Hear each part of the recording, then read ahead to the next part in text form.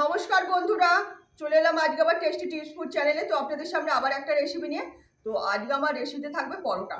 তো পরোটাটা সম্পূর্ণ নতুন স্বাদের পরোটা বানাবো, যাতে খুবই মুখরোচক, এমনকি এর সঙ্গে ঝাল ঝাল আলুর দম হোক, যাই হোক, যাই দিয়েই খাই না কেন, চিকেন মাটন যাই দিয়েই খাই না কেন, দারুণ লাগবে। তো পরোটা কীভাবে বানাই দেখতে থাকুন। তো আমার পরোটাটা যে হবে পুর ভরা পরোটা, তো তার জন্য আমি নিয়েছি পনির। তো পনিরের তো শুধু এর আগে আমার অনেক আগেই দেওয়া হয়েছিল শুধু পনিরের পরোটা। তো আজকে আমি পনির আর হচ্ছে কিনা যে মটরশুঁটির যে করে রেখেছি, পুরো সেদ্ধ করে এর পুরো মশলা দিয়ে, ভাজা মশলা দিয়ে রেডি করেই রেখেছি।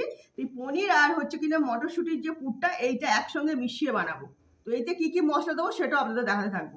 আর সঙ্গে অবশ্যই ময়দা রয়েছে, তারপরে যা দেবো তো দেখাতেই থাকবো। তো দেখতে থাকুন।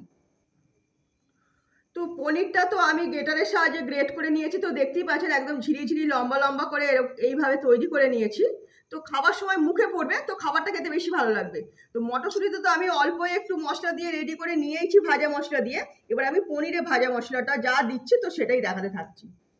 তো সামান্য একটু পরিমাণে লবণ দিয়ে দিলাম ব্যালেন্সের জন্য, আর দেবো চিনি। পরোটাটা হালকা একটু মিষ্টি মিষ্টি বানাবো, তো ঝাল মিষ্টি সব কিছু একদম দিয়ে তো চিনি দিয়ে দিয়েছি। এর মধ্যে এবার দেব মানে শুকনো লঙ্কাকে হাফ পিসে রাখা রয়েছে, আর রয়েছে গোলমরিচ। গোলমরিচকেও এইভাবেই গুঁড়িয়ে নেওয়া হয়েছে। এই দিলাম, সঙ্গে দেব ভাজা মশলা। এই ভাজা মশলাটাই এই মটরশুঁটির মধ্যেই দেওয়া রয়েছে, তাহলে মানে খাবারটা খেতে বেশি ভালো লাগবে, যেহেতু নিরামিষ পনির পরোটা না, তো খেতে বেশি ভালো লাগবে। আর দেবো অল্প একটু কসুরি মেথি। তো এটা তো দিতেই হবে, এটা দিলে না পনিরের টেস্টটাই পুরো একটু মানে অন্য রকম এসে যাবে, তো খাবারটা খেতে বেশি ভালো লাগবে। তো আমার মোটামুটি সব কিছু উপকরণ দেওয়া হয়ে গেছে। এইটাই এবার ভালো মতো মিশিয়ে নেব। তো আপনারা পারলে পরে এইভাবে শুধু পনিরের পুর করে এইভাবেও পরোটাটা করতে পারেন। তো আমি এইভাবে না করে মানে দুটোই এর সঙ্গে মিশিয়ে নেব, যাতে সবুজ মানে কালারফুল লাগে। এই যে সবুজ হয়ে রয়েছে, অল্প লাল লাল হয়ে রয়েছে, আর এই যে মটরশুঁটির পুরটাও আমি এইভাবে মিশিয়ে দেবো।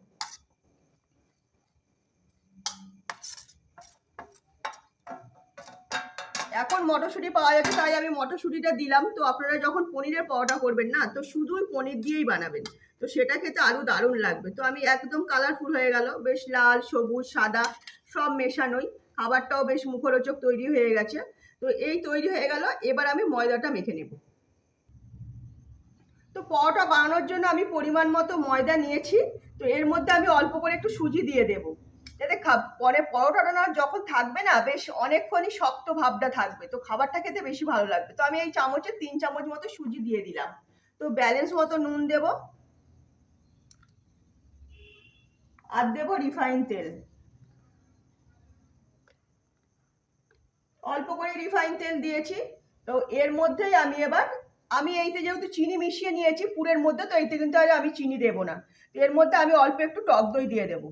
মানে টক দই দিয়ে মানে মাখলে পরে খাবারটা স্মুথনেসটা বেশি ভালো হয়, মানে খেতেও দারুণ লাগবে। তো সেই জন্য আমি টক দইটা ব্যবহার করলাম। তো আপনারা টক দই না দিতে চান নাও দেবেন, তাতেও কোনো অসুবিধা নেই। তো এবার সব কিছু দেওয়া হয়ে গেছে, এইটাই এবার আমি ভালো মতো মেখে নেব।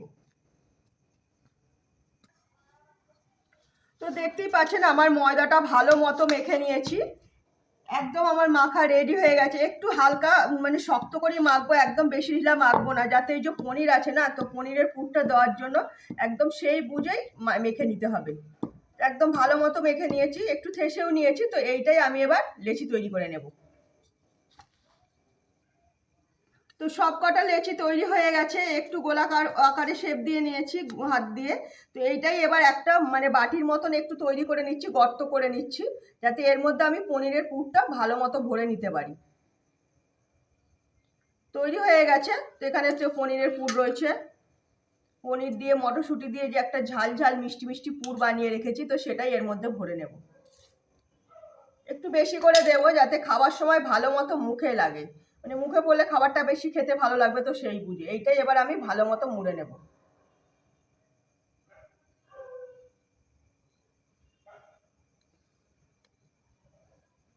এইভাবেই আমি সব কটাকেই তৈরি করে রেখে দেবো, একদম একটুকু যাতে মুখ যাতে না বেরোয়, তো মানে সেই বুঝেই মুড়তে হবে, যাতে মুখ দিয়ে না বেরিয়ে আসে। বেরিয়ে আসলে কিন্তু খাবারটা ভাজলে পরে তখন বেরিয়ে আসলে খেতে কিন্তু আর ভালো লাগবে না। তো সেই বুঝেই তৈরি করে নিতে হবে। আবার একটা এইভাবেই বাটির মতন করে নিচ্ছি, মানে একটু গর্তটা একটু বেশি করে করলে পরেই না তাহলে এই ভালো মতো মোড়া যাবে আর একটুকু বেরিয়েও আসবে না। তো সেই বুঝেই গর্ত তৈরি করে নিয়েছি।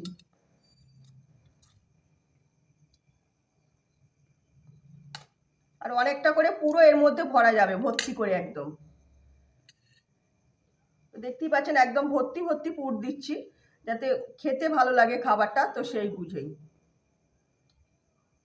একটুও কিন্তু আমার মুখ বেরিয়ে আসছে না, সব একদম ঠিকঠাক করে মানে তৈরি করেছি। এইভাবে আমি সব কটাকেই পুর ভরে তৈরি করে নেবো আগে ফার্স্ট। তো আমার সব কটা লেচি একদম ভেতরে পনিরের পুর ভরে রেডি করে নিয়েছি। তো দেখতেই পাচ্ছেন একদম মানে ঠিকঠাক করে পুর ভরেছি যাতে একটুকু মানে পুর যখন বেলা হবে না তো তখন যাতে একটুখানি বেরিয়ে না যায়, তো সেই বুঝেই সব কটা পুর রেডি করা রয়েছে। আমি এবার এখান থেকেই একটা একটা করে মানে এই নেব, একদম ভর্তি ভর্তি পুর দিয়েছি, তো সেই বুঝেই আপনাদের বেলতে হবে।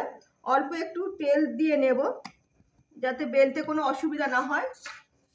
এবার হালকা হাতে বেলে নেব,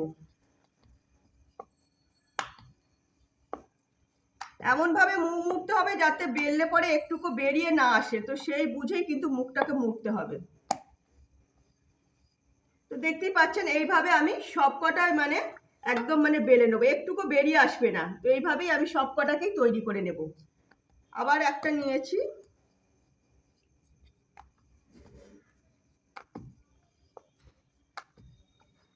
বেশি প্রেসার দিয়ে বেললে হবে না, যখন দেখবেন উপর দিকটা পাতলা হয়ে যাচ্ছে তখন আবার অপর পিঠটাও বেলে নেবেন, তাহলে পরে দুটোই একদম ঠিকঠাক হয়ে যাবে। এইভাবেই আমি সব কটাকেই তৈরি করে নেবো, এক এক করে সব কটাকে এইভাবেই বেলে রেডি করে নেব। তো আমার সব কটাই তো মানে পনিরের পুর ভরা লেচিটা একদম সব বেলা হয়ে গেছে, তো দেখতেই পাচ্ছেন। এটা যদি আপনারা পুরির আকারেও যদি ভেজে নেন এমনি তেল দিয়ে লুচির মতো সেটাও কিন্তু ভালো লাগবে, পুরো একদম ঠিকঠাক। তো এখন তো অনেকে লুচির মতো খেতে চায় না, তো আজকে আমি এইটাই পরোটার মতনই মানে হালকা করে সেঁকে নেব, তো তৈরি করে নেব। তো এবার আমি এদিকে চাটুও বসিয়ে দিয়েছি, চাউটা গরম হচ্ছে, তো গরম হলে এইটাই আমি এক এক করে মানে একদম ভেজে নেব।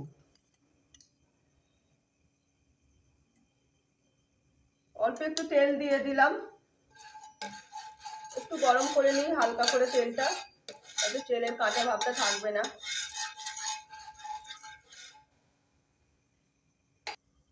তো তেল গরম হয়ে গেছে, এবার আমি একটা একটা করে ছেড়ে দেব।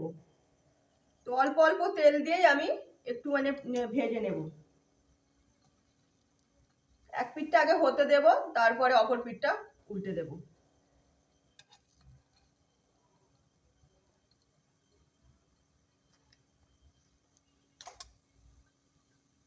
তো এক পিঠ উল্টে দিয়েছি, তো দেখতেই পাচ্ছেন পুরো মানে লুচির মতনই পুরো ফুলে যাচ্ছে।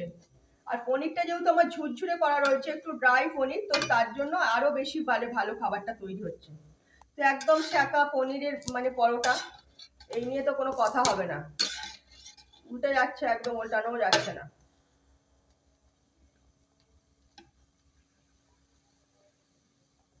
সব কটাকেই এইভাবেই সেকে সেকে তুলে নেব কড়াই থেকে, এই থেকে চাটু থেকে। তো আবার একটা পরোটা ওইভাবেই দিয়ে দিয়েছি। তো যেভাবে আমার পনির মানে ভরা রয়েছে না, একটা পরোটাও ফুলবে না এমন কিন্তু না, সব কটাই পরোটা এইভাবেই ফুলে উঠবে লুচির মতনই, পুরো একেবারে পুরি যেমন হয় তো সেইভাবেই সব কটা পরোটাই ফুলে যাবে। দেখতেই পাচ্ছেন তেল দিয়ে দিয়েছি, ফুলে উঠছে, তো হয়ে যাচ্ছে, উল্টানো যাচ্ছে না। অল্প তেল দিয়ে পুরো একদম ভালো মতো সব কটাই এইভাবে ফুলে উঠবে। তো আমার এটাও হয়ে গেছে, এইভাবে সব কটাই পরোটাকে আমি ভেজে নেব মানে পুরির মতো করি একেবারে।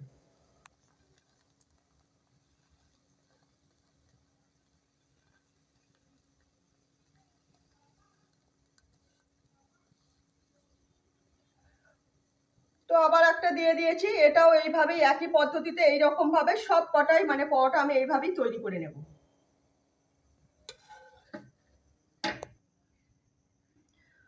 তো দেখলেন তো কত সহজ পদ্ধতিতে তৈরি হয়ে গেল পনিরের পুরভরা পরোটা, মানে অল্প তেল দিয়ে একদম যেভাবে আমরা পুরি কিংবা লুচি তৈরি করি তো সেইভাবে তেল যাতে কম লাগে, তো সেইভাবের জন্যই আমি আজকে পরোটা ভাবে এইভাবেই তৈরি করলাম। তো আমার পরোটা কিন্তু একটাও মানে পুর বেরিয়ে আসেনি, এমনকি একটাও মানে ফোলেনি, এমন একটাও হয়নি। তো তো সব কটাই একদম ফুলে উঠেছে। তো পরোটাগুলো একদম মানে সুজি দেওয়া রয়েছে না, তো তার জন্য একদম তৈরি হয়েছে। এই দেখুন একেবারে যে এখানে যে রয়েছে না পনির আর কড়াইশুঁটির যে রেখেছি কম্বিনেশনটা করা রয়েছে, তো সেটা একদম দেখা যাচ্ছে। তো এইভাবেই আমি সব কটাকেই তৈরি করেছি। আপনারা পারলে শুধু পনির দিয়ে করবেন, তাতে কোনো অসুবিধা নেই। এখন মটরশুঁটি পাওয়া যাচ্ছে, তো আমি এইভাবেই আর কি করে দেখালাম। তো সব কটা পরোটাই একদম এইভাবেই তৈরি হয়ে গেছে।